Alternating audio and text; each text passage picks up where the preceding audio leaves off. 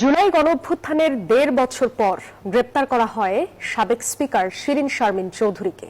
কিন্তু এই ১.৫ বছর কোথায় ছিলেন তিনি? আওয়ামী লীগ সরকারের পতনের পর আত্মগোপনে থাকলেও তার অবস্থান সম্পর্কে সঠিক তথ্য পাওয়া যায়নি। তবে নানা সময়ে বিভিন্ন ঘটনায় আলোচনায় আসেন সাবেক স্পিকার। আর গ্রেপ্তারের পর প্রাথমিক জিজ্ঞাসাবাদে মহানগর গোয়েন্দা পুলিশকে জানিয়েছেন ২৪ আগস্টের পর থেকে ঢাকাতেই ছিলেন তিনি। জুলাই গণঅভ্যুত্থানে শেখ হাসিনা ভারতে পালিয়ে যাওয়ার সময় সংসদে অবস্থান করছিলেন তৎকালীন স্পিকার শিরীন শারমিন চৌধুরী। সাবেক ডাক ও টেলিযোগাযোগ প্রতিমন্ত্রী জুনায়েদ আহমেদ পলক আন্তর্জাতিক অপরাধ ট্রাইব্যুনালের দেওয়া জবানবন্দিতে জানিয়েছেন, ওই দিন মধ্যরাত পর্যন্ত সংসদের একটি কক্ষে স্পিকার সহ ১২ জন অবস্থান করছিলেন। পরে সেনাবাহিনীর সদস্যরা তাদের উদ্ধার করে সেনানিবাসে নিয়ে যায়। আইএসপিআর এর পক্ষ থেকে সেনানিবাসে আশ্রয় নেওয়া ব্যক্তিদের যে তালিকা পরবর্তীতে প্রকাশিত হয়, সেখানেও নাম ছিল শিরীন শারমিন চৌধুরীর।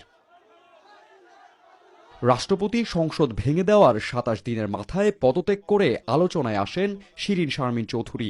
যদিও পরবর্তী স্পিকার নির্বাচিত হওয়া পর্যন্ত তার মেয়াদ থাকার কথা। পদত্যাগ করায় কূটনৈতিক পাসপোর্ট রাখার যোগ্যতা হারান শিরীন শারমিন। ইতিমধ্যে তার বিরুদ্ধে জুলাই আন্দোলনকারীকে হত্যা মামলা সহ একাধিক মামলা হয়। পলাতক অবস্থায় তিনি সাধারণ পাসপোর্ট পাওয়ার আবেদন করেন। বিশেষ ব্যবস্থায় বাসায় গিয়ে তার ছবি তোলা এবং ফিঙ্গারপ্রিন্ট ও আইরিশ নেওয়া হয়। এ খবর জানাজানি হলে আবারও আলোচনায় আসেন শিরীন শারমিন। এক পর্যায়ে সেই পাসপোর্ট প্রদান প্রক্রিয়া স্থগিত করা হয়।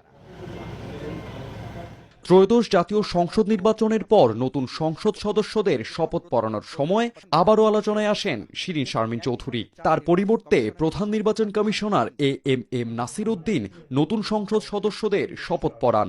নতুন সংসদে প্রথম অধিবেশনে আগের সংসদের স্পিকারের সভাপতিত্ব করার নিয়ম, কিন্তু পদত্যাগ করার কারণে সেখানেও অনুপস্থিত শিরীন শারমিন চৌধুরী।